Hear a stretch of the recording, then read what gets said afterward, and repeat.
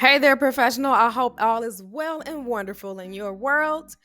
So, I've been all on the Reddit threads and I've been seeing some interesting things and topics related to leadership, generations, and all that stuff. So, I decided, why don't we get into some AITA for this video? And I'll give my feedback and commentary as a leader and a person that trains leaders to see if this person was indeed the a hole. So, let's dig into it. All right. What we got for today is, am I the a hole for telling my boss that I don't take orders from her? I wonder why there's a parentheses around boss. And then at first sight, hearing that I don't take orders from her, I mean, we'll dive into it, of course. But if I was managing someone and they told me that would give me pause.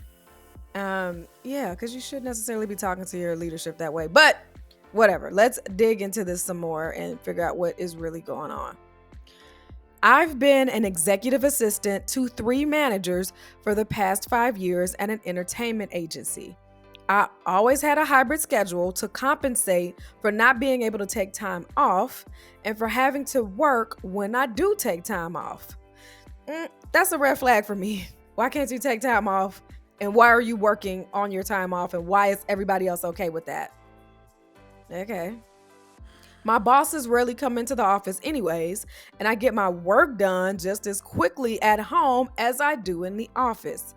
This sounds like a millennial because I feel the same way. If the work is getting done, doesn't matter if I'm sitting at home with pajamas at the bottom or whether I'm in the office, leave me alone.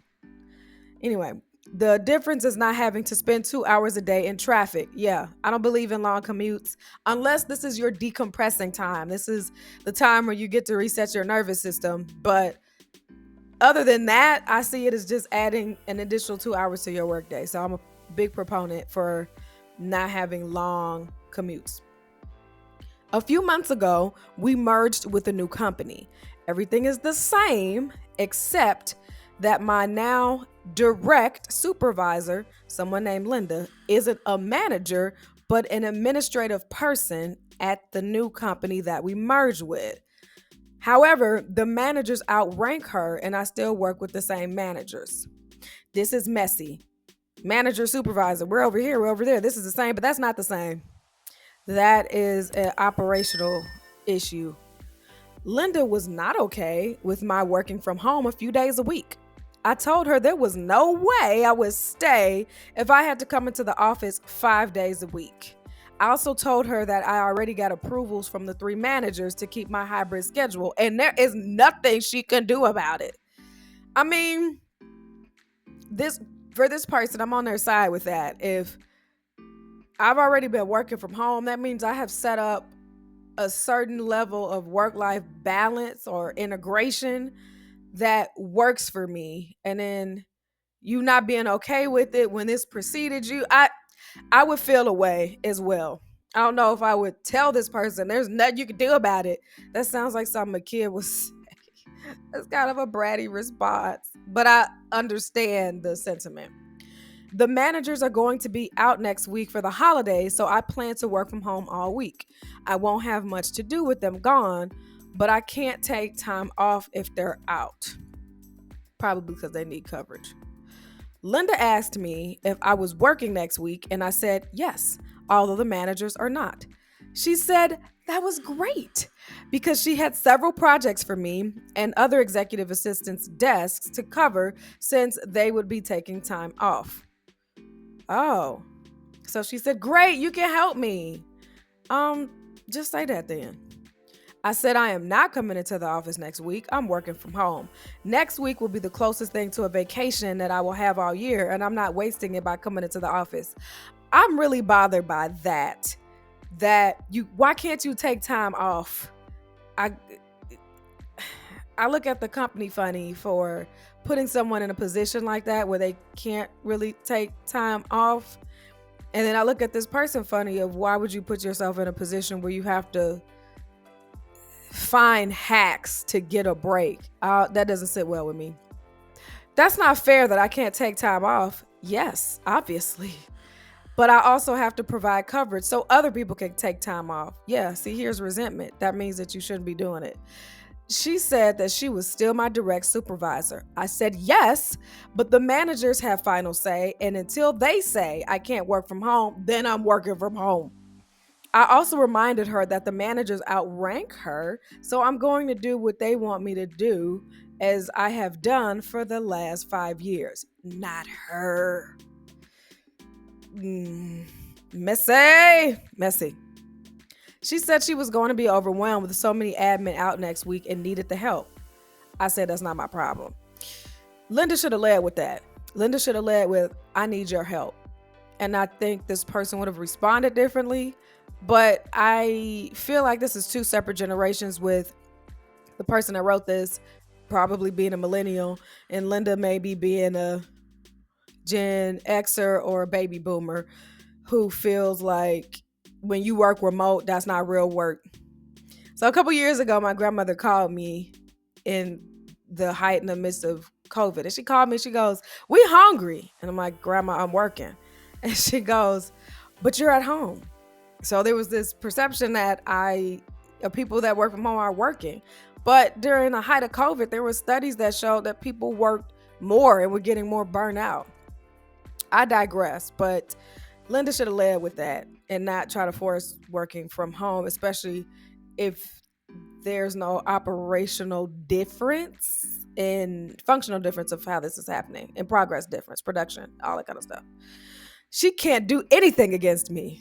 Okay. She has to run everything through the managers.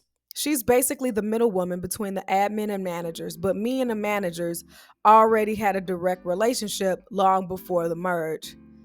It's too many gray areas here between these ethereal managers, Linda and this person, but that's a operational issue that is now becoming a personal one. Edit. Linda's job is to make sure the managers are happy with their admin. My managers are very happy with me, and I work my A off so much that they don't need to come into the office. So it's not like Linda can complain to them about me, and she knows this. Okay. I could take time off, but essentially have no coverage. My managers have things come up all the time. They don't know how to reschedule a Zoom or set up a conference call and don't want to answer their phone. Okay. I'll happily put in a few hours on my day off and they won't say anything about me picking up a few OT hours a week. My OT rate is $50 an hour, or coming and going as I please. Yes, I'm being taken advantage of, but I'm taking advantage of things too. Okay, you lost me. First of all, we are in 2025, managers. You should be able to reschedule a Zoom meeting or set up a conference call. And the fact that you don't want to answer your phone, this feels like a little bit of abuse of power and lazy. These are simple things. And to this person, you don't have boundaries yourself. So you figure, let me give to get, but it's still creating a place for you to be resentful because you're trying to like hack the system because you don't have proper boundaries. Okay, messy. Also, I don't work under a contract and I'm a male. I don't know what that has to do with anything. Edit. Pretty much anything admin is ran through Linda, but Linda has to run everything through the managers. So it's not like she could say I can't work from home or fire me. If she had the power, then I definitely would have been fired already. Okay. And edit. I'm the only admin out of 25 who has permission to work from home. But my managers rarely come into the office and I still come in 3 times a week. I view it as a benefit that was grandfathered into my arrangement when we merged. Okay, there are a lot of issues here. First of all, when this merge happened, it sounds like roles were not rewritten, but strict do's and don'ts, even for Linda. Even though I don't like the way Linda came at this person, I feel like they set her up for failure. You want her to manage somebody that she doesn't really have any authority to enforce anything. That's putting her in an unfair position. in this whole, well, I come in this amount and these people come in then, and it's just too blurry. And this is why you have messes like this, unnecessary messes that pop up because these managers who don't want to answer their phone and reschedule a Zoom meeting didn't want to take the time to make sure that the merger was a clean one and that everyone knew where everyone else stood and that all parties involved have what they needed. Now, this whole I'm the only admin out of 25 who has the permission to work from home, that is not a benefit in the long haul, because one of two things are going to happen. One, they're going to say, well, everybody else is coming into the office, you have to too. That's what it is, because this is our new policy, and this person may not like it and they can leave. Or if the managers allow them to do this, now you're creating a whole nother bucket of mess, another sense of tension where you got 25 people like, well, why that person get to work from home and I can't? It's just mess breeding mess because folks don't want to deal with what's going on with all of the levels of their employees. So I think that is also a problem within themselves, which allows this person to kind of have this sense of entitlement of, well, I get to do this. I get to. Their energy behind it, I think, makes them a little bit of the a-hole. But everybody listed in here, all parties are equal opportunity a-holes in this thread.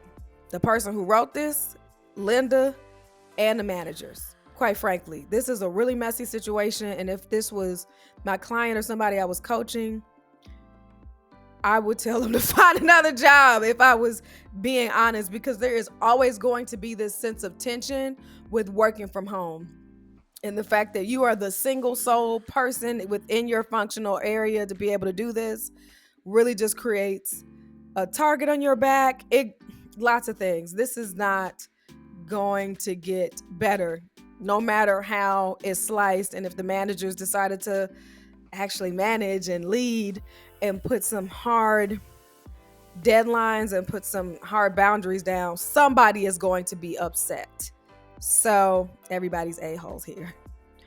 Anyway, let me know what you think. If you agree with my assessment and my perception on this, let me know. And if not, I'd love to hear your feedback and your background. I have been and seen similar situations to this. I worked at a place like 3 or 4 years before COVID, and they piloted work from home twice a week. And that was an hour commute for me. And it was a year that we did this, and it worked so well. And my whole schedule changed of when I worked out, when I did other stuff. And literally one day they said, everyone, we're going to be on this Zoom call. And the executive for the department was like, yeah, we're not doing it anymore. Any questions? And nobody asked it. I don't know. It was messy. But yeah, a lot of people left from that. It gave me a lot of anxiety because there was freedoms or things I was able to multitask and do that I no longer could do. All of the things. So anyway, let me know what you think. And as always, live life on the up and up, and also live a life that your future will be thankful for. All right, I'll see y'all in the next video.